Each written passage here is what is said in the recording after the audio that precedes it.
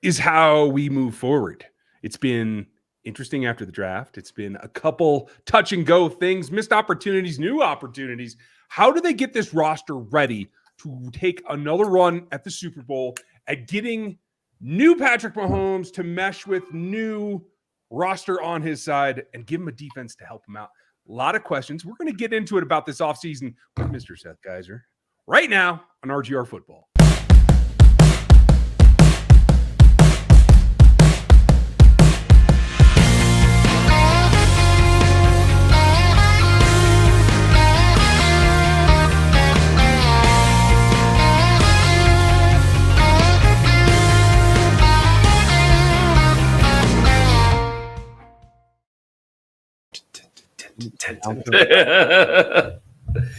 Welcome, Kingdom and Everwise. Have friends and neighbors. Hope you all are doing well.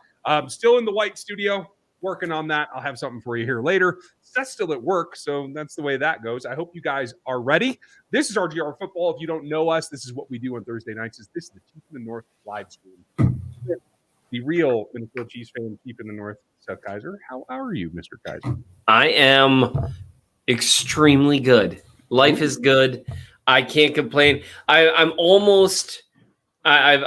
finally written like a kind of 10,000 feet in the air article as opposed to really specific draft film reviews. Although now I'm gonna kind of take a step backwards because everyone wants me to look at Justin Ross and even maybe a couple of 7th rounders. But then it's time for offseason stuff, and that means a Jody Fortson film review. That means looking at 5 or 6 games of Trey Smith, try to figure out what the level was really at. Maybe even looking at Joe Thuney a little bit, although with Joe Thuney, if you watch like 20 snaps, you've watched Joe Thuney. Right. Because it's going to look the same for every single game. It's freakish. There's one game at tackle. That could be a little different. That would be really fun to watch because in a way he got a little bit overrated in his performance after people were like, well, we should move him to tackle. And I was like, no. He had a very specific matchup against another dude with short arms. But he played way better than almost any left guard has any right to, getting chucked out there in the middle of the game against a very high-level pass rusher. Like Hendrickson, he doesn't have a lot of length, but he's a really good pass rusher. And he's made a lot of very good left tackles look bad. And that was super impressive. But anyway, so I can look at that. I can maybe take a look at L'Jarius Sneed's sophomore year. Like, there's a time now in the months of June and July to really get into, like, to me, the stuff that I'd like to think differentiates my content from a lot of other people's, to where in the offseason, I don't have to just desperately search for things to write about. I have things I've wanted to look at for months. And so I'm just really, really excited overall. I love the offseason, and it's going to be a chance to really look at some stuff. Folks, there's a lot that goes in these coming months, and I know everybody calls it the lull, but this is where we get ahead on both the Chiefs, certainly on the draft. I'll be watching juniors coming out this year. There'll be a ton of stuff. If you're new to this channel, make sure you like this video and sub to the channel and click the bell so you find out when stuff happens. That way, you get a little notice when we're live and we're doing fun stuff like this. The Mod Mama is in the house. You can check her out. Liz, thank you for being here and taking up the slack for Aaron. The Morrow family is our moderators, and they take care of us. Make sure that you guys check out the Back Talk Bros. That is Stevie and Gooch on their new channel, along with Aaron as well. You'll still see him here from time to time, but different style, different intensity level, shall I say. You definitely want to check them out and go get subbed over there. We're going to go through where Seth is in his offseason review, a couple of tough topics. I know there's been some news. We'll answer some of your questions later. Tonight is not the Q&A. Q&A is on Monday at this same time at 6 Central. But we will try to answer a few of them. Please have some patience. If you do super chat and want to support the channel, thank you very much. But please do ask a question or leave a comment that we can then talk about. And we will wrap around to those at the end of the hour. Don't worry, we will get them. If you super chat, I will answer you, and I'll try to get to everybody. It does help if there's questions in front of it, much like Julian just did. Julian, hope you're doing well. Nice to see it. Topics abound. But I want to get one right out of the way because I'm guessing we'll have some folks really interested in it.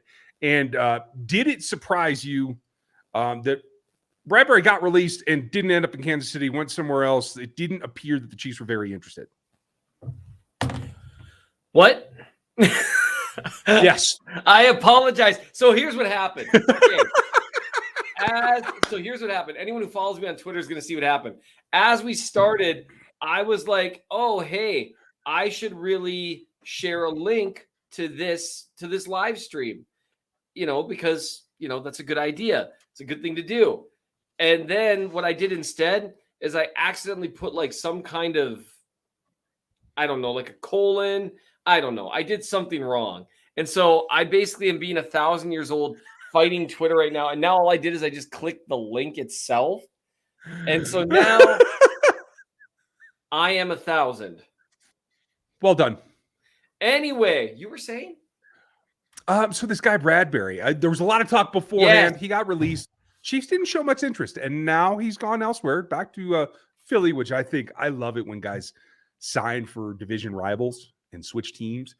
I was not surprised by this. Were you? I was not surprised that they didn't want to do so.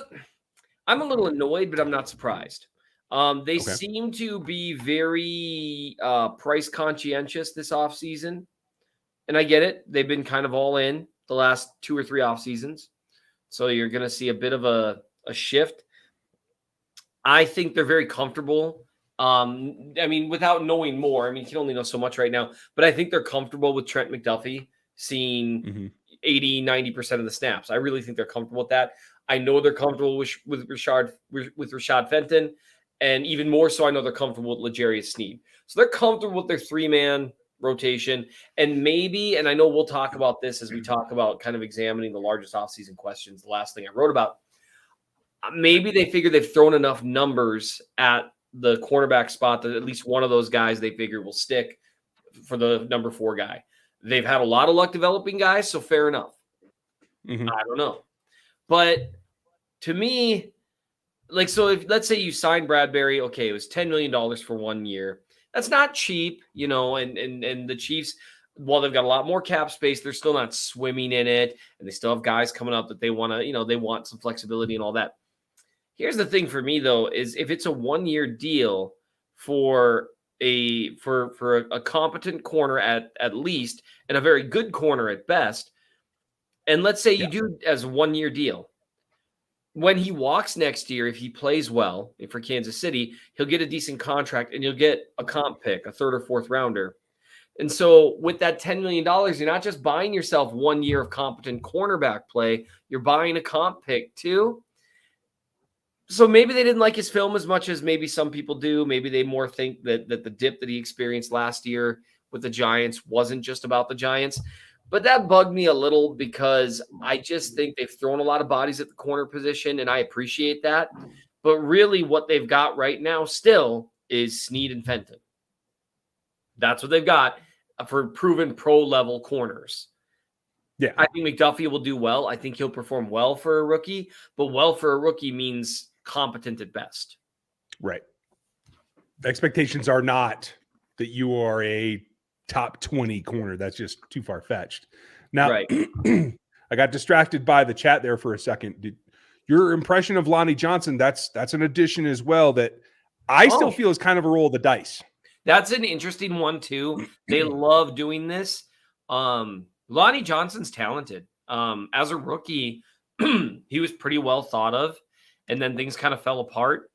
I'm not really going to judge someone for things falling apart in Houston, although I think they were pretty well coached last year, honestly. Now, their defense was problematic. When I was watching, I don't know how much of Justin Reed's film you watched, but for one, they didn't really have any talent. And they also just, they just, I thought they were overall, as from a head coaching point of view, from buy-in, from playing hard, I think the Texans did a lot better than you would have expected. Schematically on defense, I wasn't super impressed with what I saw. So maybe that's part of it. It seemed like Justin Reed was really excited for Johnson to join. Seems like Juan Thornhill was really excited for it. I would assume Juan Thornhill, who tweeted about it, would be talking about it because he's talking to Justin Reed. Like, if he's excited, it's probably because Justin Reed saying, no, really, this guy can play. I'm telling you. Yeah.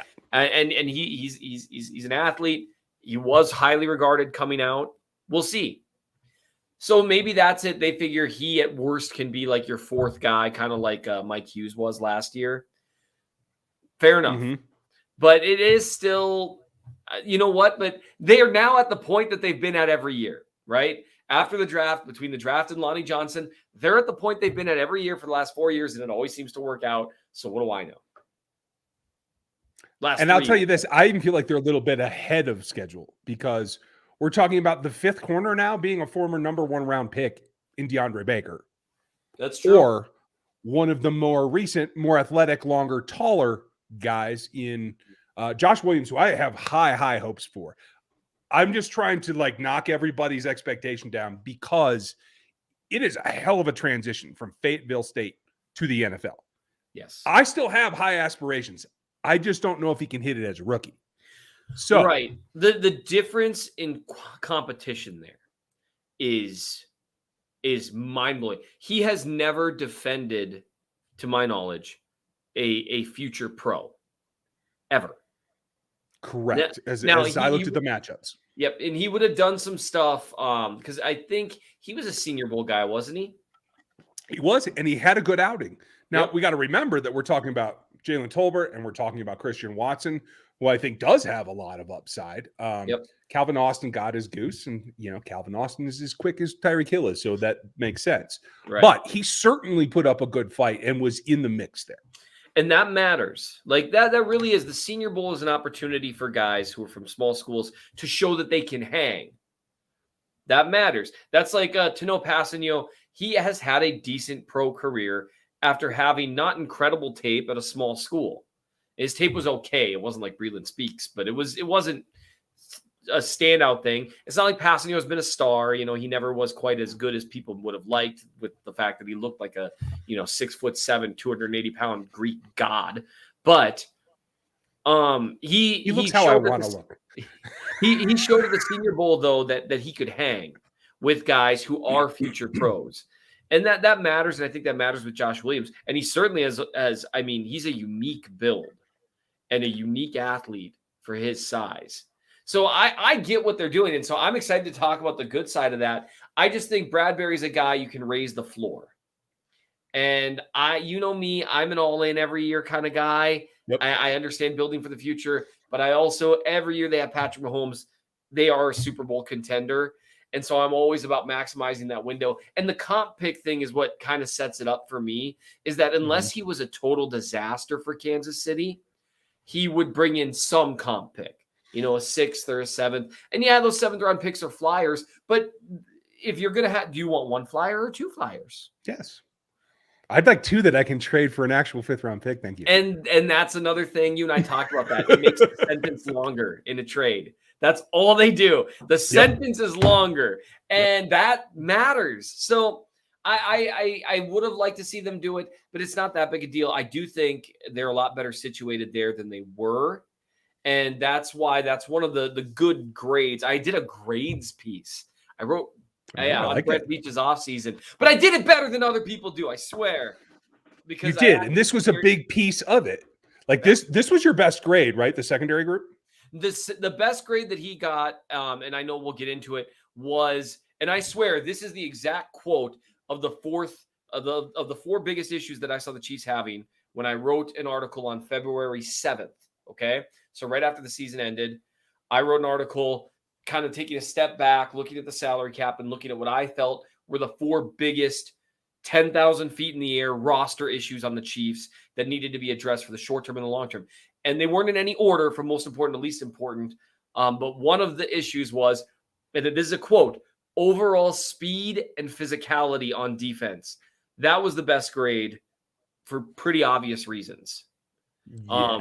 And so I'm excited to get all into that. But they did throw a lot of bodies at corner, and they've had success with it. So it wouldn't surprise me one bit if they coach a competent showing out of Lonnie Johnson. And then we see things look okay for this year. I'll be really interested in Snead in year 3 too, because there were a lot of hopes for him last year, and he was okay, but not great. Yeah, he did not take a leap forward like I had hoped. Right. That's very, very fair. Before we get to the other positives, we're going to wrap up with those. the big takeaway, I think your concern lies exactly where my concern lies. A lot of positive things in this offseason. But with the news this last week of Melvin Ingram signing in Miami, now this has made what I thought was the worst in answer to a problem has now gotten drastically worse, in my opinion. And so how do you feel overall? It doesn't have to be necessarily edge, although I think that is the more important, but pass rush in general across the defensive front. I mean, I'm excited for Karlaftis. I like his film. I think he's a guy who should be able to step in and contribute some as a rookie. He's got high enough level technique. He's got a great motor, and he's more athletic than people give him credit for. And he wins with strength, some heavy hands. He's got a lot of really good traits. He could eventually be I don't think he'll ever be an elite pass rusher. I think he could be a very good pass rusher. While being a good edge setter, a good tone setter up front. I think he could be a very good player. The odds of that happening as a rookie are astronomically low. It happens, but not usually for dudes that aren't like top 10 pick types. You generally got to be a freak to be a good pass rusher as a rookie. And Chris Jones is a prime example of that. Chris Jones, and he wasn't as great as he is now, certainly, but he was a good pass rusher as a rookie. And that's because Chris Jones' hands, arms, his upper body strength is unusual. Like, you and I talked about this before. You turn on his college tape and there were questions about motor and there were questions about, but you would watch him against high level competition, just grab a lineman and throw him aside. And most guys can't do that. Most guys can't have higher leverage and actually like press down on guys and bend them backwards like that. That's weird. And he could do it.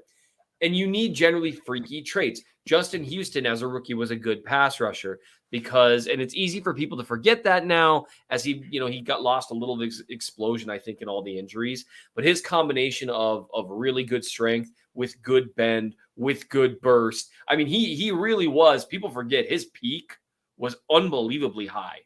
I mean, he almost broke the sack record.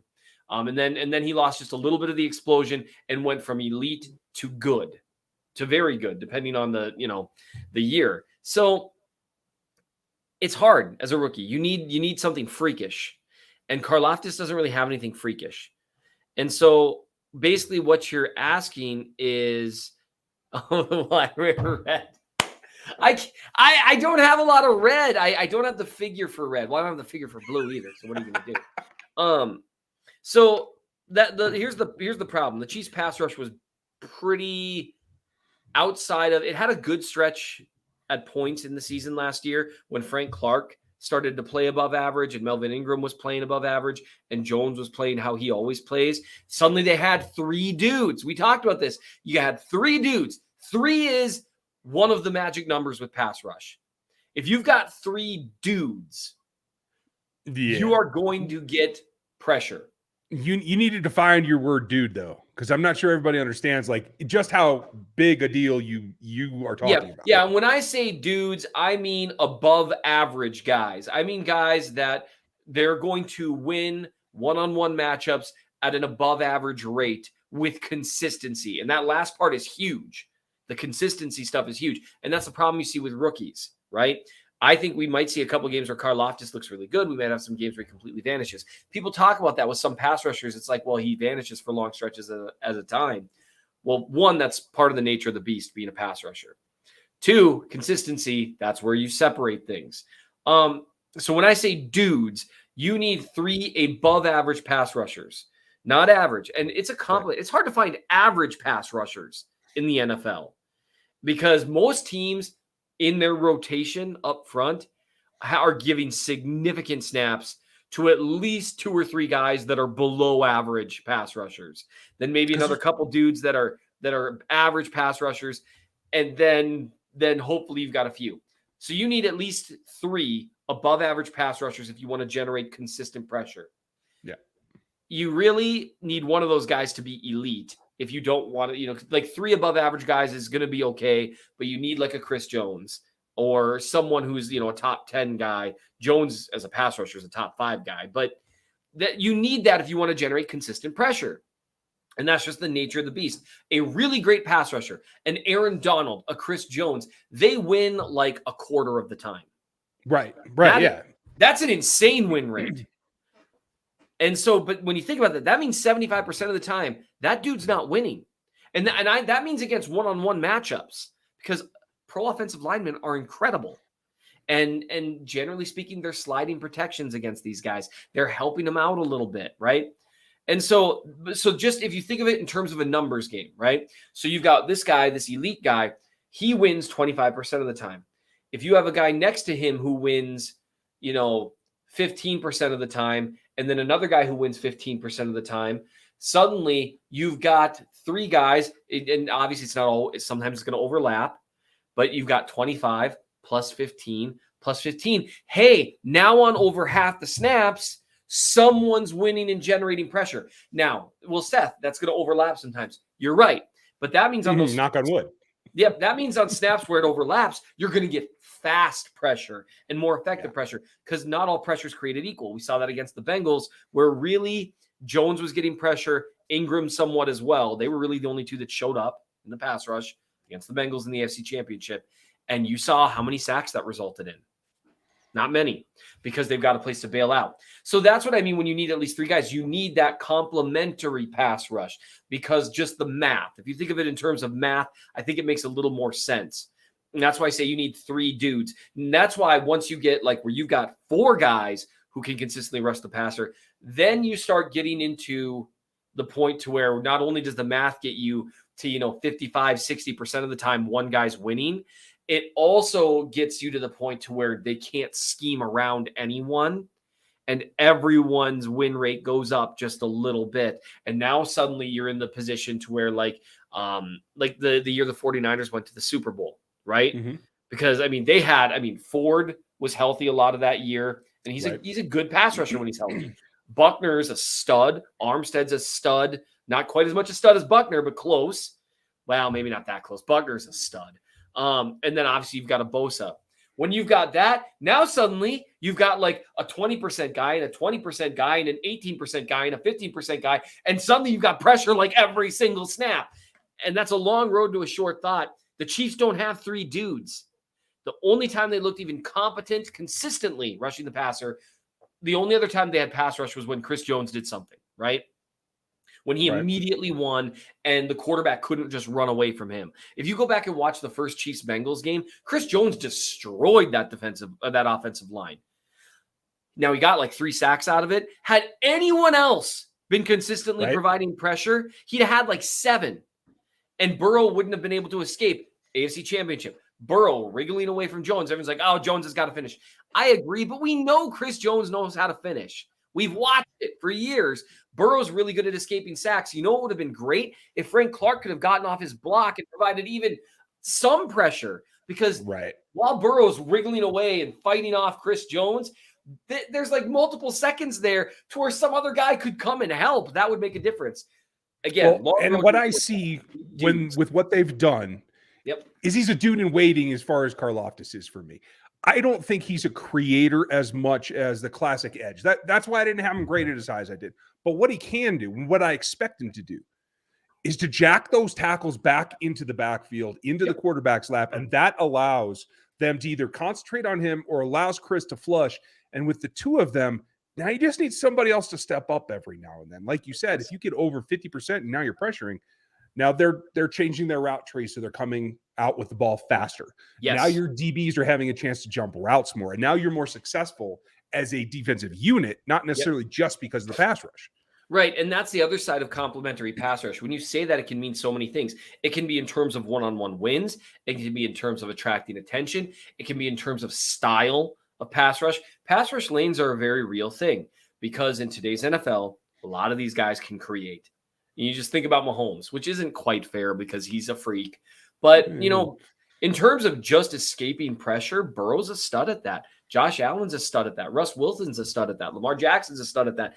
You got a lot of guys that are good at escaping pressure, and you need discipline and guys who are winning in their pass lane, in their rush lanes as well. I think Karlaftis, like you said, he's a guy who can win on his own, hopefully, but he's more of a complimentary guy. I don't think he's your best pass rusher guy. I don't think. Now we'll see. Yeah. He is young. He's young in football, only 6 seasons. So Yep. I'm hopeful there's more upside in his game yet, but it's not a physical upside. It's about hand technique. It's about pad level, which I think is critical for his game in the first 2 seasons. Yeah. But like all those things can be developed. Absolutely. And here's the interesting thing to me. One guy that I realized has a lot less, well, not a lot, but for arm length, because you're talking about 1 inch, 2 inches, it really matters there. Melvin Ingram has less length than Karlaftis. Mm-hmm. And he's made a real solid career for himself. He's a guy that I think Karlaftis should watch because he's actually a little quicker than Melvin Ingram. And that's the interesting thing. Ingram doesn't have a ton of bend, just like Frank Clark doesn't have a ton of bend. Frank Clark has never had bend. Nope. And so Chiefs fans, they hear Frank Clark's name and they start whatever. But if you watch his Seattle tape, 16, 17, 18, he was a really, really good pass rusher with almost no bend. Because he was able to win with power, with a pass rush plan, with able to lean and running through half a man to be able to not go around that edge, but to almost crush the corner. Yep. Yeah, it's not going around it. It's about shortening your path. Yep. But it's also because he had complementary pass rush, though. Yes. On the other edge. And that makes a difference. Without the other edge, it's great to have Chris Jones in there. Yep. But they can slide the whole offensive line to one direction at this point. Yep. You have to have the other side contributing. And then when you've got a guard that's helping. So that brings us, we're going to have questions, obviously. Oh, yeah. Holy cow. Right. We're going to have questions, folks. I know you guys have a ton of questions. We're going to get to those. But just as you see it, is there something else that you think that Brett Veach could have done, that he should have done? Like, I know that the pass rush grade isn't great, but were there alternatives that you think they missed an opportunity on? It's hard because I really like what they did with the draft overall. I think they had a chance at a guy, and this is where you fall in love with one player is dangerous in the draft. But Travis Jones was there for the taking, and having another interior guy who is, for one, can play nose, because Travis Jones can absolutely play nose, but he also shows some pass rush juice. And that's a guy they could have added. They had a shot at him. I'm glad they drafted Bryan Cook. I think he's going to be able to really play. I think he's got a big role in Spag's system. So I get why they did it. I very much do. But, man, Travis Jones would have been nice to have. So that's one thing they could have done. I think the edge rush market got away from them a little bit. I think they were trying to re-sign Hill. Then all that stuff went down, and everyone was gone. I think they should have just tried to keep Ingram around. But even at this point, there are Ingram-level signings you can make. You just don't quite know if they'll fit in the system like a glove the way Ingram managed to. Like is Carlos Dunlap going to come in and do as well in the system as Ingram did? Because Dunlap is, similar to Ingram, a competent, not great pass rusher. Dunlap actually seems like, on paper, like a better fit schematically. Honestly, when you reduce his snap count, I agree. Like, he's a guy that I think will be low-key, will be cheap. And B, if you lighten his load snap count-wise, I think that makes him better. I agree. And that's the thing, is all the guys available right now but one are like that. Like, if I were Veach, and I mean, you got guys that are just waiting, I don't see the same urgency, and I get you don't want to panic. But really, right now, I feel like, maybe I'm wrong here, I feel like every year the Chiefs get sucked back into believing that Frank Clark is going to be the Frank Clark they traded for. Because here's the funny thing. Let's say Frank Clark's the Frank Clark they traded for in 2022, then they're fine. Then they're absolutely fine with Karlaftis as a developmental guy and Jones as elite and Frank Clark as borderline elite. Yeah, great. Then you're fine. But Frank Clark hasn't been that dude for years, even though he's 28, which is bizarre. It's weird, but that's where they're at. And so I don't know where the lack of urgency comes from. Maybe they really like the development of guys coming in. They took Kando last year, that everyone, you know how it goes. Everyone forgets about guys after year one. And so maybe he's going to come in and do more than they expect. I don't think, I've had people ask me about Mike Dana. I don't view him as a developmental guy just because I think he's maxed out physically. You think he is what he is? I think he is what he is, which is Mike Dana's a guy. If you want to give Mike Dana 300 snaps a year, great, especially for early down snaps. I know, as a run defender, he's disciplined. He's smart. He never first quits and second working. down. Yep. But he's just not your third down guy or obvious passing down guys, generally speaking. Maybe that changes, but he already had real good technique for a rookie. His hand placement was good. He, generally speaking, looked more like a veteran out there than a rookie, which, to be fair, They told us that, like in training and camp. he adapted quickly. Yeah, they were like, no, this guy is, and so maybe they think Tershawn Wharton will develop more. Maybe they think Saunders will develop more, but we haven't seen it, and that's just a lot of bets. And so, I mean, I don't know what he could have done differently other than had a little more urgency with it, offered Ingram a little more money. Honestly, what is Miami giving him? $6 million for a year? It's like something like that. I mean, you could have offered Ingram $6 million. The play Ingram had last year was worth $6 million for a year for a pro team. So I mean, what I think they ought to do now you find a similar guy or two. And so you call Carlos Dunlap and Akeem Hicks and you say, hey, how about some limited snaps? Because they are not interested, as far as we can ever tell, in Jadeveon Clowney. They're just not. And Clowney's another guy that Clowney's a better player than what they currently have available, but they seem to have made up their mind. And it looks like the plan is to give Karlaftis, based on their quotes at least, you just never know. Maybe they plan on using him, 70% of the snaps, and so they're not looking for an edge guy. And in that case, fine, go get Akeem Hicks and have him be limited snaps on the inside where he's shown he can still be effective when he's healthy. Yeah, and I see a lot of people talking about Hicks. Hicks isn't an edge, folks. He's just not. No. He's an interior pass rusher. That's all he is. He doesn't stop the run anymore. He doesn't go out to the edge. He's an interior pass rusher. That's it. Right. He can be. And there's value in that. If they decided, hey, we're going to line up Akeem Hicks for 300 snaps in 2022, and almost all of them are third down next to Chris Jones, I bet you he'd have a heck of a year in a limited role. Yeah, rock on. Give me Dunlap in the rotation and Hicks in the rotation. Now, here's the problem. There's the human element to this. Those guys might not want that role. They might not want the kind of money that comes with that role. And so you just don't know. But where things stand right now to me is not something I'm comfortable with. Agreed. I think they have to do something. And I know there's a ton of questions in the chat about what to do about it. So we'll probably go down that road with Clowney and Quinn. Let's jump into that, folks. We're halfway through. If you're not subbed to this channel, go do it now. Click the like on this one, and then make sure you click the bell notification. We're going to get into your questions now. If you have not entered your question yet, go ahead and get it in there. I'll try to get them all. Make sure you put question marks at the beginning of your question if you want me to see it. And we will go from there. Super chatters, I have you all lined up, so let's get into it. First one was from Gent72. What's your opinion on a 6'7", 225-pound Ogini Hassan from Nigeria that is an international player pathway? I think it's great that they're giving an opportunity. To think that he can make a 53-man roster is almost criminal because people are putting all kinds of pressure on this guy already. Let him come in. Let's see what he has in a training camp practice, for God's sake. I have no doubt he's a tremendous athlete to even get this opportunity. But I mean, he's 6'7", 225. He's a year of strength and conditioning and lifting and diet, like a certain type of diet, not like he needs to lose weight. I mean, from remotely, I've never seen a 6'7", 225 guy on an NFL field that I'm aware of. This is just, that is not the proper on a basketball court. That is a basketball player right there. That's like borderline on, like, what was Jordan, 6'6", 210? Like, which is kind of weird when you think about how big.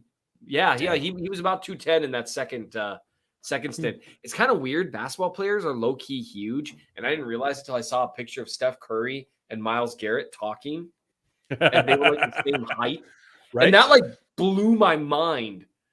Go watch another one and picture that the point guard, the smallest dude on the floor, is probably 2 inches taller than me.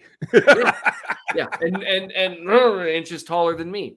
So I think if he makes an NFL roster, non-practice, even making the practice squad would be a tremendous success for him, and he should be lauded for even getting his foot in the door there. But I mean, and let's remember, a couple years ago, the Chiefs signed a Croatian discus thrower because he was an incredible athlete and he could corner. They got him on the football field for about 3 days and decided he doesn't know a damn thing about this game. So it's good that they take chances on developmental players like this that are outside the norm, outside the box. Yeah, but take a look. For the fan base to grab them and think that this is going to be a difference maker is just, I got to tell you guys, reset your expectations because it ain't happening. I would love it if he's good enough for the practice squad because that's worth investing in. You don't hear a lot of the same stories in football that you do like with basketball where guys kind of come out of the woodwork. And I don't know why that is. Maybe it's a more specific body type. Maybe it's a more punishing game. I don't know. Maybe the NFL is better. I mean, it's in some ways, it's not as global as the NBA. And so maybe that's it. Maybe kids are playing basketball at a younger age in other countries and stuff, but you just don't hear the same stories. And maybe it'll start happening. That would be terrific because I know there are athletes. Basketball, you need a ball and a peach basket tied to a tree. It does not require the level of organization, field work, like all that kind of stuff. It's just a harder sport to start with. You need a league. Like there needs to be like a league that exists. Otherwise, you're starting off as like a senior in high school at best. Right. And that's just tough to do. And it's tough to hone those reflexes and stuff. So I guess it's a long road to short thought. I mean, I'd love it if he made it. That would be the coolest story. Yeah, it would be.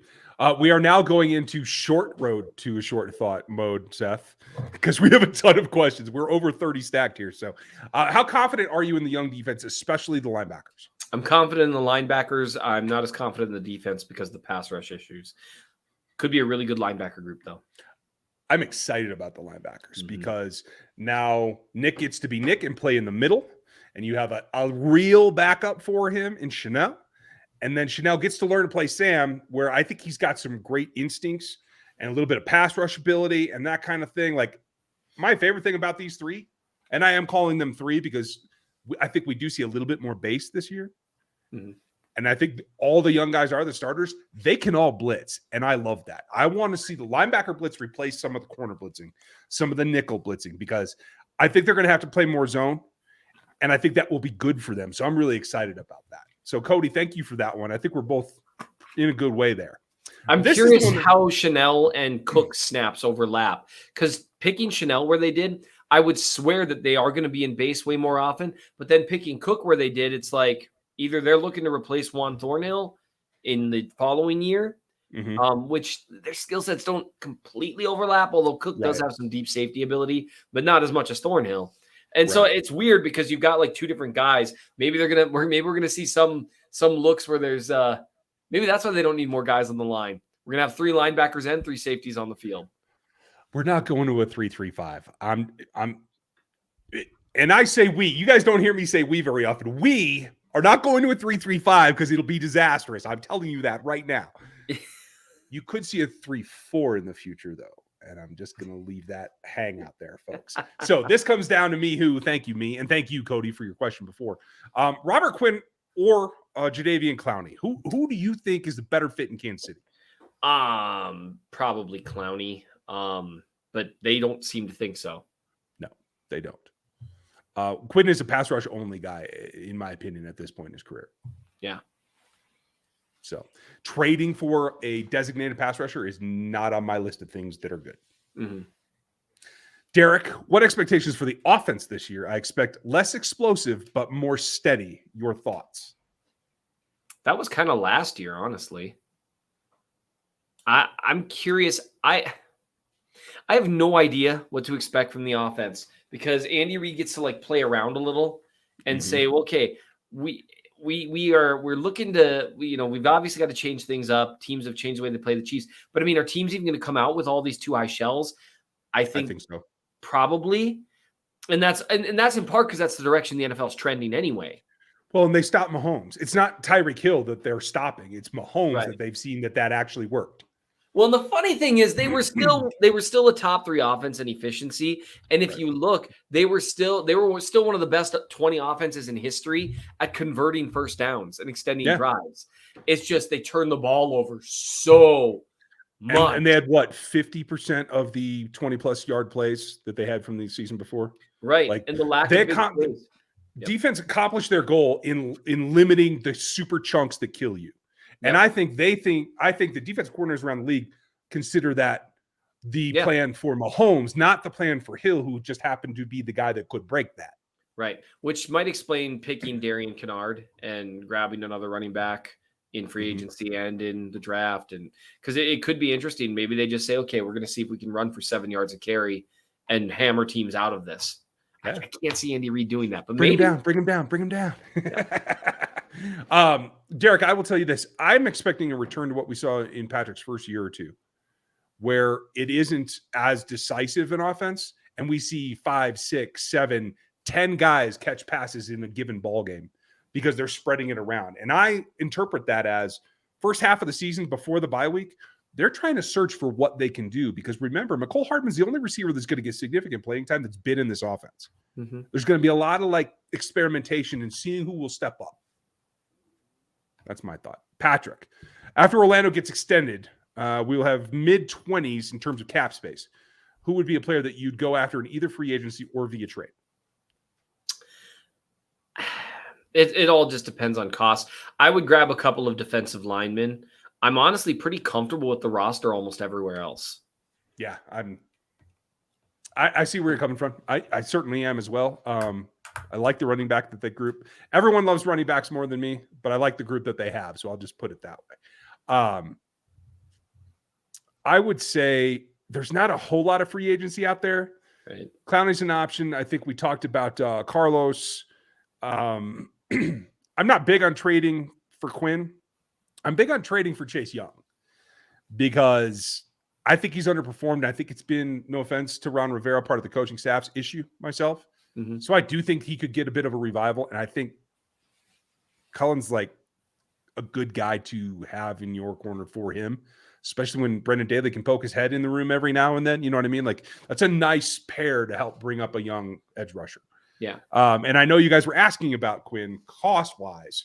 Quinn is not a first-round pick trade candidate. No. You might give up a fourth or at most a third for him. But at his age, there's no way I'm giving up a first or second. No, I'd give up a fourth for Quinn, maybe. Yeah. Fair enough. Thank you, Whiskey Bravo. Appreciate you. How important is Kelsey's health and availability this year? How much harm would be done if he missed time? And he's not trying to jinx it. Please take this one. I'm going to stack some more questions. Second only to Mahomes on offense. And that's true every year. That includes last year. I understand Tyreek Hill is probably the more dominant player on the offense, at least the last couple of years, because Tyreek Hill is such a freak.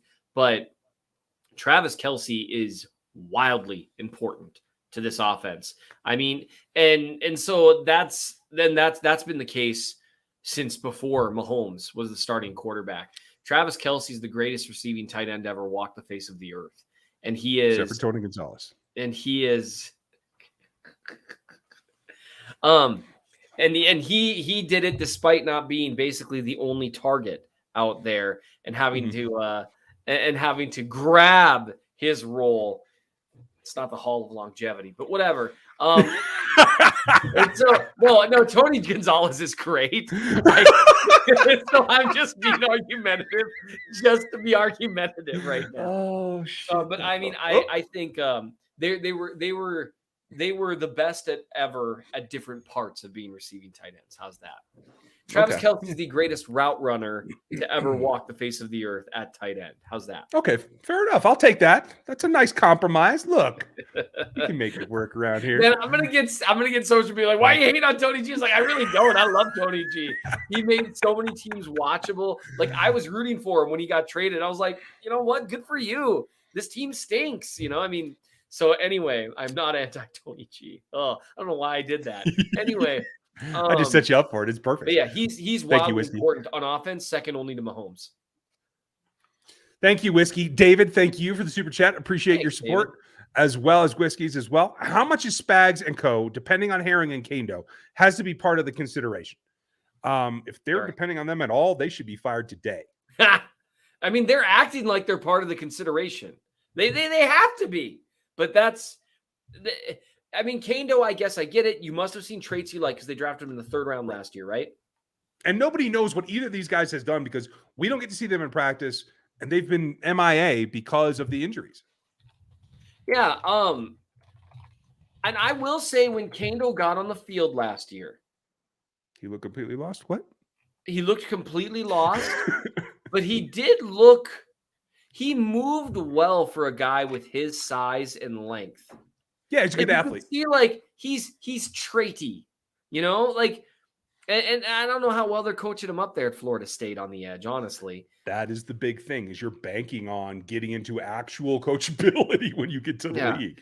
But he did look, I mean, he looked traity. Like you could see traits there that made you like, man, he's moving pretty well for a dude that's, 6'6", 265. Like, and so I can see why they did it. I can. It's like, he cornered a little there.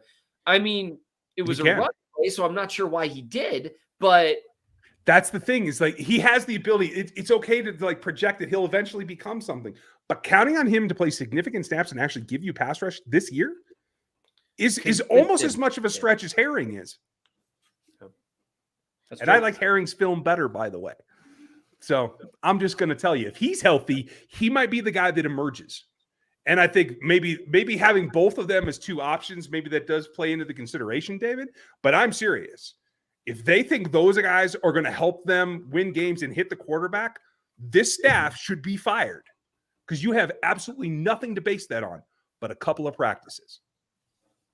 This is the thing that drives me nuts about some staffs that just project what they like and ignore what they don't. I'm not saying that's this one, but if it is, it's a serious problem. That would be a big problem. Thank you, David. Bryan, I read in 2013, I guess, that Dorsey had a first-round pick in the supplemental draft and signed numerous players such as Ron Parker. Is that a possibility for grabbing another edge? Supplemental draft is difficult. Go ahead. Not one that you can count on to move the needle this year or probably next year. And quite frankly, usually supplemental is very devoid of talent. It's rare that like there's a big name, and it's usually due to a significant injury or getting thrown out of school early or something else. And it's like a guy who would like be considered like a 5th round pick being in the supplemental draft is like, holy crap, like everyone freaks out. Yeah, absolutely. Thanks, Bryan. Julian, hope you're well. Could you trade for Chase Young, a 2024 first and a 4th and a 2023 4th? Wow. I'm fine with the 4ths. I think giving up a first-round pick for him is a little bit large for me. I think it's probably what it gets pushed up to in the end. Would I like it? Probably not. Why does everyone think he's available? Just because the organization in Washington had let it fly that they were talking to a couple people about him over the draft season. I actually didn't even hear that. I just assumed it's because they're such a tire fire. Everyone knows they can't compete, and his contract's out in 2014 or 2024. Right. One interesting thing with him, I guess I would say, is that he does have 2 years left on his deal, and then you've got the 5th-year option. Although the 5th-year option isn't that cheap. It's another year of control, similar. So, you've got that year and the franchise tag, but they're not cheap years of control. It's like 11 or 12, right, on that contract? You know what? I can't even remember what the final year would be. I think the edge is over 10. It's still cheap for a pass rusher if he's good. Right. It's tough, though, for 2 years of control. You finally had like a huge haul of draft picks, and to suddenly give that up would be tough. But if you're going to do it, it should be for a guy who's young with multiple years left on his rookie deal. So he would be the guy to make sense. Yeah, I'm with you. Do you think the staff? Oh, Cold Ape, thank you. Do you think that the staff has a lot of confidence? Guys like Dana Cano stepping up. Confidence or hope? That's the question. I think they're banking on hope, less confidence and more hope. Yeah, and Dana's a guy you can count on to take, again, 300 snaps, and you won't be sorry. Yeah, Ask him more, and maybe he develops. Maybe next year he comes back. Just if he were 15%, and that's a lot of percent, guys. If he were 15% more explosive, but all you had to do was watch him. He had a few times where he had wins, and he's trying to chase down quarterbacks in space, and he can't do it. He just doesn't have the legs, Yeah. And that's okay, but he's in position. He's a smart player. If Karlaftis wasn't a natural run defender, I would say that he could probably still play on first and second down and bring George in as a pass rusher. But Karlaftis is great against the run. He's good at that. So there's no way that they're not letting him play 60% of the snaps at a bare minimum, in my opinion. Yep. Swag boy, went to watch the Chiefs games when Mahomes didn't have Hill, and he balled out. Why do so many people say that they need Hill? Because he's so explosive and they're used to seeing it. And I agree with you. That's the thing, is now they could afford to double Travis and double Hill and still have enough defenders to cover the rest of the field. Now you're going to have 4 weapons out there every snap. And Juju and Hardman and Skyy Moore, I think, are going to rotate, because I think the only guy that can really line up against press as an X, he really is MVS at this point. But that makes it harder to defend. It makes it harder to double Travis. And if you do, it opens up gaps. And I think having more targets is really the way that it has to go. Yeah, and I think a lot of people say he needs Hill because it's just something to say. Hill is a great player. But Mahomes has played well without Hill in the past. Yeah, I completely agree. Julian, thank you. Benefit with Casey with Young. He has 3 years. 3 years left. 3 great years? minds, right? Yes, I mean, and that's the thing, is he's done well in what I think is a tough situation coaching staff wise. Nothing against Ron Rivera. He's one of my all-time favorite coaches in terms of what he is as a coach. Mm-hmm. But I don't know, developing edges is something that staff's particularly good at. Dan. Oh, yeah. Okay. So Dan's going to do George next week, you guys. And I have a couple of things I'm going to sprinkle in here as well. If you all don't know, my house is on the market and stuff like that. So my time is gone kaput. But I do have a couple of little nuggets for you that I've saved through the draft. As opposed to before when you had all this time. Oh, yeah, right. I forgot about that. The good old days. Dre, how comfortable would you be with the D-line group if the Chiefs added Clowney and Hicks? I'd be significantly more comfortable. Clowney is on the verge of becoming so, I know, Bill Simmons used to have this, someone was overrated for being underrated.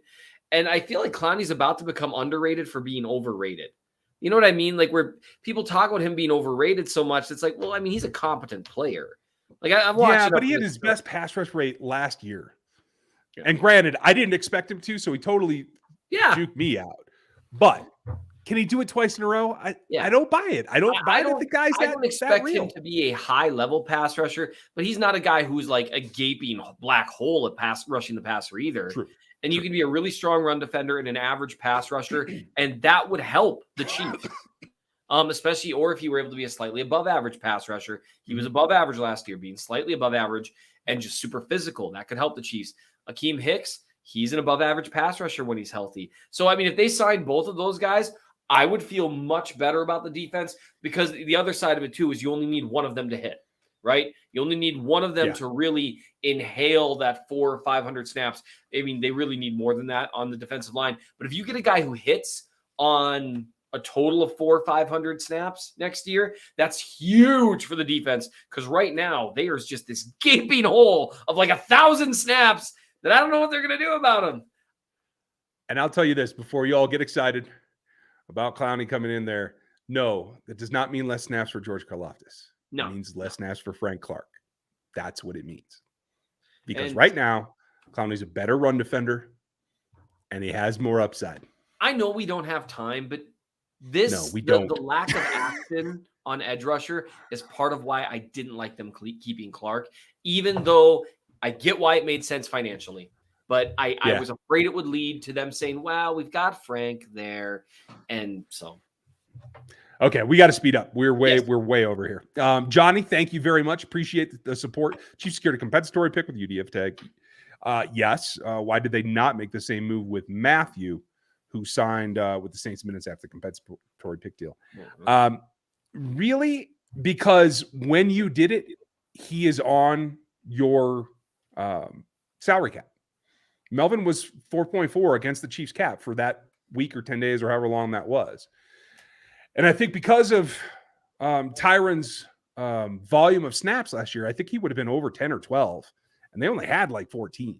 Right, and it's based on your snap volume. There's rules to this. You can't just put whatever you want with that tag. It's such a weird thing. I knew nothing about it until they did it, and I was like, what the crap? I had to dig through the CBA to get the specifics. Yeah, and so, hey, it was smart of them to do it. And Nate, with the Athletic, Nate Taylor, he thinks that it might be a 6-rounder, which, hey, there's some value in a 6-rounder. I would have liked for them to keep him, but hey, good for them. They get back the 6-rounder that they traded for him. I ran a quick formula based on something a friend of mine gave me. And if he actually produces at the rate that he did for the Chiefs for a full season, that could go all the way up to a 4th. Wow. See, now a 4th, that would be huge because they already have 2 third-round picks next year. They've already got an extra 4th round. So then you would have 3 4th-rounders. That'd be hilarious. And now you're the Ravens. Hey, thank you, Johnny. Appreciate you. Paul Chief, thank you very much for your support. I think it was a good draft, but I have to ask, would you rather have an elite CB minus 2 picks or a solid CB and an extra defensive end and an extra wide receiver? So you're meaning if they had traded up and given up 2 picks in order to do that? Because they did trade up. They did, but not very far. So they didn't have to give up a whole lot, I guess is the point. Sure. And I will tell you this. Is McDuffie as good on college film as Sauce and Stingley? No. But he's not that far off. Who you ask when it comes to Stingley. Right. He's not that far off. So you could make the argument, especially if you're Dave Brugler, that he is elite and you got an elite corner at 21. And the big thing with that one, I know we talked about this last time, is that now I've looked at a little film for the other guys, and I know the Chiefs viewed it as, and I know like Dane Brugler and a lot of people I really respect, and I think you too, like there were those top 3 guys, and there was a gap, a definitive gap, and they needed help at corner. So I get why they did it, and I'm actually okay with it because the guys that you're trading away, you know, the extra wide receiver, they already grabbed an extra wide receiver in Justin Ross, and they'll see how he works out. The extra DE, that would have been nice to have, but a DE that you're drafting in the 4th round is... Yeah. Well, St. Paul Chief has another one also in the draft. Casey gave up more draft capital to move up 8 spots than Detroit gave up to move up from 32 to 12. Do you think Veach even contacted Minnesota? I have absolutely no idea. And quite frankly, I doubt it because they were trying to get, as I understand it, they were trying to get to 11 or 10. So I don't know that they felt Minnesota was going to be it. So the way that it worked out, it was. But I know they were trying to move up for Jameson Williams. I have confirmed that from multiple sources. And it just didn't get the value that they're willing to give up. So at the end of the day, they got what they got. That would have been really cool. Yeah. I really like Skyy more too. So right. Well, here's the interesting thing. They probably still could have got him because they were talking about giving up the later 2nd round pick. Anyway, we'll talk about that some other night. Liz, thank you for bringing this one. I assume I missed this a couple of times. Jack Kenna, respectfully to the host. I always like it when something starts that way. Makes me nervous. How do you rank the KC defense? There's a lot of unknown. I mean, we haven't even seen them practice yet. Maybe OTS will give you a flash, but I mean, if they make, I've told people this repeatedly. If they make it to like the 20th DVOA ranked defense, I will be ecstatic. With that many young guys. Because really what they've done here is they've done a complete overhaul of the defense with Justin Reed and a bunch of draft picks. Yep. That's exactly how I feel. Is the top 15 within reach? It would take another signing and probably a lot of luck to get that. What you need, if you want to hit that, what you need for specifically Karlaftis is a must and Cook is a must. Chenal not quite as necessary, but you need those 2 guys to be huge, and McDuffie. If those 3 guys are hits, and I mean hits as in immediate hits, as in like if they're hits at the level where Brett Veach midseason, everyone's like, holy crap, executive of the year, then top 15 is within reach. Yeah. But you need all 3 of those guys to hit. And I think those 3 specifically too. Yeah. Like you're talking about getting hit by lightning 3 times, in my opinion. That's tough. And I'm not volunteering either. Truth, thank you. Do you think Veach is waiting for the Brown extension to get done to trade for a DE? I doubt that he's waiting. I'm sure he's making inquiries to kind of gauge interest and who might actually be available and what the cost might be so that he knows like how much does he have to give up to get Orlando done? You know, I think that all goes in hand. And if I know the front office, they have feelers out to everybody in the league and all 31 other teams about any possibilities and what it would take at this point to get them done. Now things change after OTAs. Things change after the first week of training camp. Like it's a constant communication around the league. So, right. Yep. Who knows when they pull the trigger? How about Clowney? I mean, I'm okay with that. Again, I'm a little bit more on the overrated side, but I'd be happily surprised. Okay, Seth wouldn't, but that's fine. No, Is- I would be happy if they did it because I think it'd be an upgrade over what they have. Fair enough. Is there an amount of money that would make you not sign Brown to an extension? If so, what would that limit be for length, average per year, and guaranteed money? This is Stevie Keys, folks. You can check him out on Roguehead Huddle here on Fridays, as well as the new Back Talk Brothers channel. Go sub to that. Is there like a number in your head, Seth? No, I mean, not other than something outrageous. Like if he insisted on being the top paid left tackle in the league, that would be tough for me. Like if that's what he's asking right now, I would say, fine, you can play on the franchise tag. And if you ball out, we'll do it. But otherwise, no. Because I understand the way contracts work. And Brown was a solid left tackle last year, even a good left tackle last year. But I would say, I mean, he was hovering around a top 10-ish. And that's where you get into that weird range at any position where paying them the absolute top dollar amount is iffy. And Trent Williams' contract is huge. So, I mean, I would hesitate and I'd let him just play on the franchise tag because you can always sign him next year. Yeah. I mean, and that going rate, what is Trent Williams now? 23 per annum? Give or take, I think, something like that. I mean, I'm comfortable in the 18 to 20 range. 20 would probably be my max. Yeah. Again, yeah. And again, because of his age, like I'm okay with it being that because in the next 4 years, that's going to get significantly cheaper, just as Mahomes is now compared to 45 and $50 million quarterbacks. Absolutely. So I will say too, Stevie, you bring up a very good point. For me, what is he going to be? He's going to be 20. He's 24 now. He'll be 25 during the season, right, Orlando? Young. So for me, it is no more than 5 years because at that point, I have to be able to walk away at 4. So maybe I guess you get to 6, but guaranteed money, I think you can get by with a little bit less, but guaranteed probably in the low 60s is probably the max that I'm going. Yeah, tackles aren't cheap. Liz, thank you. Please, everybody, especially those of you here from other fan bases and you're not a Chiefs fan, please be respectful. I am not hesitant to kick people out, and neither is Liz. So be careful. Sean, if the Chiefs don't end up getting another competent pass rusher, would you expect Chenal to play edge more often with Karlaftis taking Clark's place on passing downs? No. I you know what? I'm being flippant. Sean, I appreciate the question. You should know, and it's a great question. But the reason if I came across kind of flippant about it is I have been asked about Chenal at edge approximately 1 million times over the last ever since I wrote his film review. And the question that I would ask people is, what makes you think he can play edge? Like other than like the fact that he had a really high RAS score, which is great. But like people are like, well, yeah, that compares to Micah Parsons. But with Parsons, it's not. Parsons did line up on the edge in college. He did rush the passer from the edge. Chenal did have a few, but he wasn't the edge rusher. He is and will be exactly like he was in college. He will be a fifth rusher, an overhang rusher on the outside. And he's good at that. Yes. He doesn't – the Micah Parsons stuff. So, like, Micah Parsons only has arms that are 1 inch longer than Chenal's. And they've got similar athletic profiles. Chenal's actually more athletic by RAS. That's why RAS doesn't count. It's just a percentile, people. That's why the Matrix puts things together that are functional. That's why. That's why. And so I should be citing your stuff. Sorry. Yeah, I'm tired because of this. Yes. Well, and it's meant to be more functional.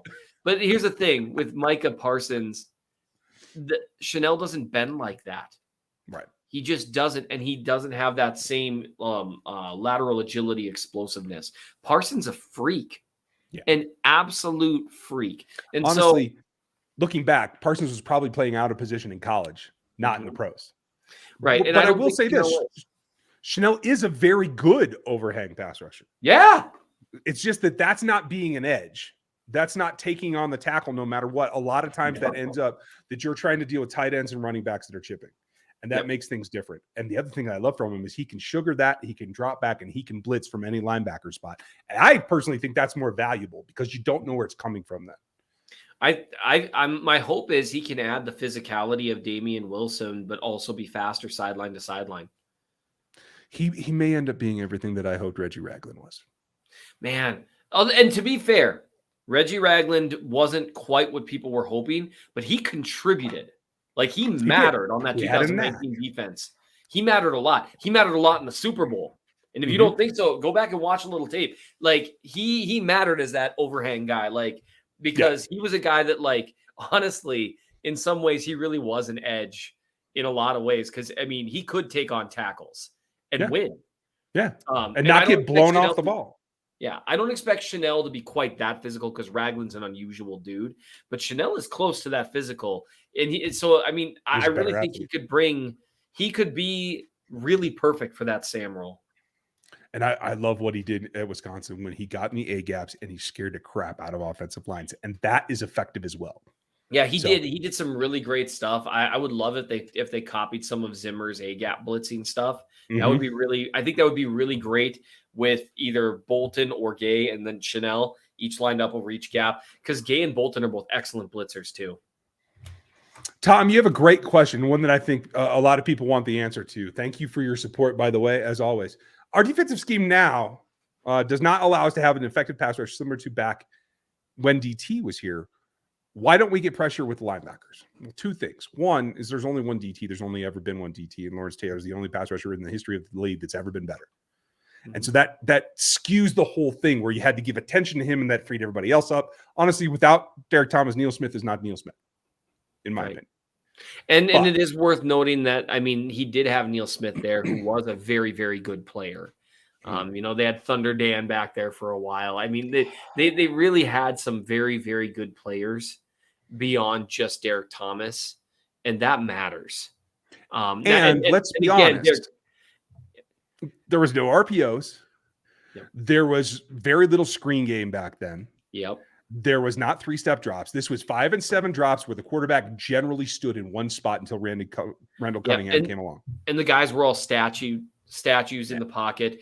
Receivers were mugged a lot more down the field. And again, DT would be dominant in today's game too. Yeah. But it's harder to rush the passer now. Intentionally. The league has done that. So, and then the other thing is, again, you're talking about one of the greatest pass rushers to ever live.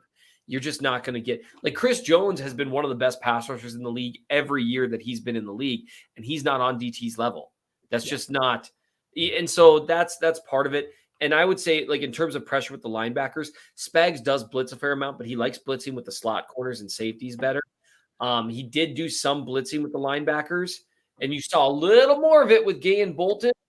But really, honestly, they haven't had a lot of interchangeable guys to do that with.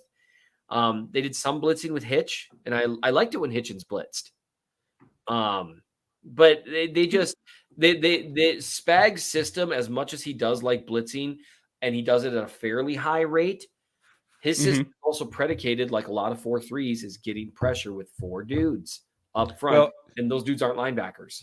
And the average time to throw is coming down, and it's come down nearly 60% since Derek Thomas was on the field. And now it takes DB speed to get there because they can go around the edge and they don't have to combat guards. And that's what the linebacker blitzes generally do. But when you have guys like Chenal and like Willie Gay that can knock guards over, it allows you that option. So I hope we see more of it personally, but that's why, Tom, is it's just the nature of the game today. Jerome, when teams get to 53, how many of the Chiefs players will get picked up? How many of them do the Chiefs grab? I mean, there's a significant possibility Justin Ross doesn't make this roster. Cornell Powell isn't making this roster. Sorry, Dan. and those guys will get picked up somewhere if they don't make it here. Darius Fountain, I think people are counting him out. I kind of liked what he did when he was on the field. He's number 6 right now, as far as I'm concerned. I think he makes this roster purely because he showed that he will play special teams and he will do the dirty work. And that's the way you stay on a roster in this league. Got a couple super chats that we're going to finish up, and then we will be done, folks. So I think I have gotten most of the questions. Let me check. Liz put something else in there. Oh, man. Come on. I can't wear red next week. I have court. I don't know. How about a red tie? I'll meet you in the middle.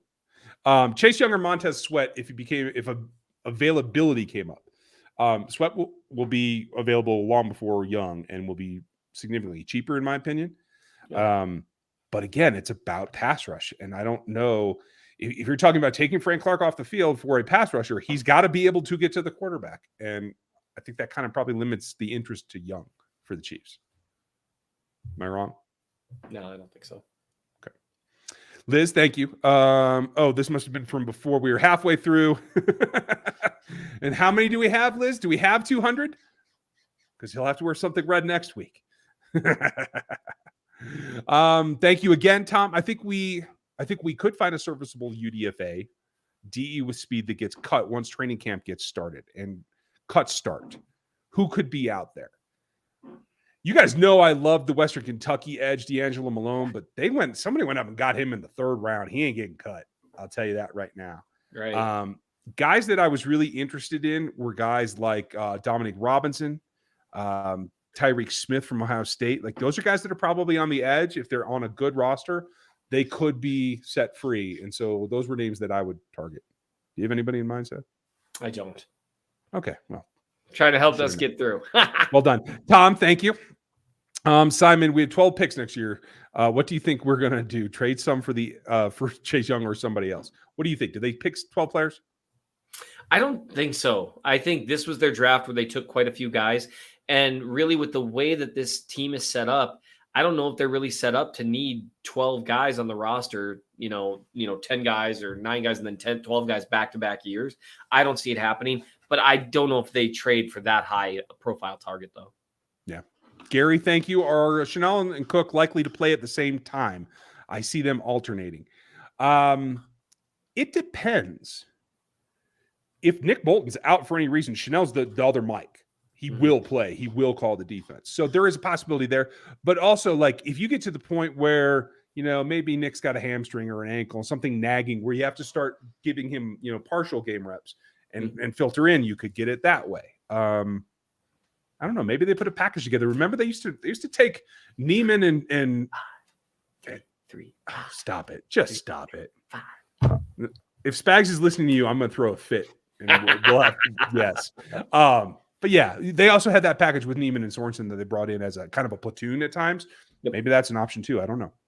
119 thumbs up, I guess. That was a good 10 minutes ago, though. Y'all listen to Liz. Oh, and next week, also next week, I'm on vacation with my wife. So. Oh, I didn't even know that. So you'll have me and I'll be in red. How's that? There it is. I was going to tell you that off the record, but now people know. I'm sorry. Great. I'm going on vacation with my wife. I don't care. Yeah, it's a plus. Tom, thank you again. Seth, Tony G equals Hall of Fame and gold jacket. I love Tony G. No, this all got away from me. It's one of those things that just got out of hand. It's okay. And I agree with you, Tom. I hope that Veach will go out and do something proactive. It's just I think it's gonna be a tough deal. So he's gonna have to beat a lot of the bushes to find out who's willing to pass up somebody or part with somebody. Thank you, Gooch. Glad you made it in, folks. Now we have everybody here. Gooch made it. I didn't see Sean tonight, but remember, check out Big Chief Sean's channel as well, and he'll be back here on the channel later in the year. Andy Coach of the year and Mahomes MVP and some records. Do you think that could happen? Sure. Absolutely. I mean, this is a completely different and new phase for Mahomes. And I'm excited for it. We haven't had a chance to see it. I think because he stayed about the same last year, and that was the first year that he didn't take another jump like he has every other year. I'm curious if people think he's done developing. I don't think he is. I don't think so either. I don't think he's even close. A lot of these all-time great quarterbacks, a lot of them peaked when they were like 30, 31, 32. Like, that's when they were at their absolute apex. And I think we've yet to see that. So I'm excited for it with Mahomes. Gooch, I missed you too. Aw. I'm excited for Mahomes as well. I think it's going to be fun. Oh, wait. Yeah. Check out the other channel as well, Back Talk Bros. If you want a little more frank and honest discussion. I like to keep things so that YouTube doesn't give me strikes. So the guys are going to let it fly. So make sure you guys get subbed over there. It's called Back Talk Bros. And this is in the chat. You should be able to click on it from Liz's comment, I believe. If not, I'll try to grab it after the fact and put it into the description so you guys can grab it too. Okay, we got that one too. Sorry, I was just like basically giving stars to everything Liz said. The Cornell Powell jinx. Yeah, I didn't mean to jinx it, Gooch, but you're probably right. I may have actually gone and done that. So Welcome to the league, Cornell pal. Lego, thank you. Where do y'all see Lucas Niang and Saunders come the regular season? What do you think, Seth? I think Saunders is on the roster. He struggled with injuries, which has been a bummer. I thought early on it looked like maybe he developed, but there just wasn't any time. So we'll see. He's certainly got a skill set. He's got the ability to move in a way most guys his size can't. Yeah. Lucas Niang, I expect to be hurt. And that's not a pot shot at him like a fresh injury. I think he's still dealing with the injury he's got. Yeah. And I think it's a pretty serious one. I think he'll start on PUP. I hope he doesn't have to go to the actual reserve list for the whole year. And I think even if he's not hurt, I think Niang is going to be in for a fight for that right tackle spot. He's got better feet than Kinnard does. Yes. Much better feet in terms of quickness. But Kinnard's length and Kinnard's college tape, well, he wasn't as hurt, but his college tape against SEC competition was good. You watch him against Georgia, and that Kentucky line, like the rest of the offense, had some struggles. That quarterback can sling it a little bit. I have no idea. Is he a highly regarded quarterback? He's in the top 15 for next year. You guys can find that over at my new site, NFL33.com. See, Bryan, because I was watching, I was like, man, this guy can play. Like, I was like, no, I wonder if people are talking about this guy. He can really play. But that line went, not the rest of the offense, but that O-line, and especially Kinnard, went toe for toe with Georgia. And Kinnard played pretty well against them, and that was all future pros. He's got more strength. He's better in the run game. He just doesn't have the feet that Lucas has. And like you said, I watched 6 games of Kentucky's offense this last year, and it did go back to 20. I'd have to double check, but I believe Kinnard only missed 1 game in his college career. Yep. And just the fact that the first thing you have to say about Lucas is, oh, but he didn't play as much in college because he was hurt. Well, and that's been the case in the pros, which is unfortunate. And Kinnard, it'll be interesting if the Chiefs try to go a route having a pair of tackles with incredible length, but some foot speed issues. That would be interesting, but I think they could pull it off. I agree. Well, it definitely is. We have one more question, but folks, if you would hit the like button for this video, please, and go ahead and sub to the channel, especially if you're one of the newbies. That's all right. We like you guys too. And even you Raiders fans, if you want to just drop by and hang out, it's all right. As long as you keep it civil, we'll let you be subs too. It's okay. I don't know. Never mind. Liz might throw you out. Never mind. Is there some of the UDFA O-line guys that are making the final 53? No. I don't think so because Reeder's back, right? Reeder's back. You have Allegretti, Wiley, and Kinnard as the main backups. And if Reeder makes it, that'd be 9. That's all they're keeping. Wait, because you need a backup center, a guy who you trust to do center snaps. And they like Reeder. Wiley's obviously making the roster as a primary backup. Kinnard's obviously making the roster. Yeah, I just don't see it. I think, and they've done a great job with that. They've been very intentional 2 years in a row now saying, we got to make sure we've got multiple depth spots here. And I like that. And I will say this too. I think they like Allegretti snapping as well. So Ryder might even be on the outs. So Tom snuck in a super chat on me. Kinnard plays with such aggression. He's only matched by Trey and Creed. We need him to succeed. Nothing against Lucas. It's a nice problem to have. And quite frankly, it is injury proofing for Lucas. That's super important. So and him and thank Smith you, Tom. Appreciate it. Him and Smith next to each other would be a very, very physical combo. You're very right, Liz. And maybe I'll take that back then. All you other fan bases, you want to push your buttons, get in there. I dare you. Liz, seriously, thank you for taking over for Aaron. I know it's a change, but thank you for picking up the torch, folks. Make sure that you go over to the Substack. I don't think I even put it on the screen tonight, Seth. I'm very sorry. But you need to go get it. Where to go? I'm trying to get the shortest one. It's here instead of that long one. We'll work on that. Yeah. This is where all Seth's work is. You can find that there, as well as the Times Sours podcast. I'm sorry, Times Ours. I always do that backwards. You can find the new Substack from Dan and I and our draft crew that is growing here. What else do we got? Might as well promote everybody. Got to get Big Sean in here. Go check out his channel here. Big Sean. Get gear from the RGR store. Go get an all juice team shirt for Therese. Hit it all Make it all work. You guys rock, and I appreciate you for being here. And seriously, if you want to try a tester, go ahead. I'm just going to laugh at everybody. Liz, you rock. Thank you all for being here. We'll be back with you tomorrow with the huddle, as well as Sunday night breakdown as usual. And then we'll be back for Q&A on Monday night. Seth, have a great one. Thanks for being here, dude.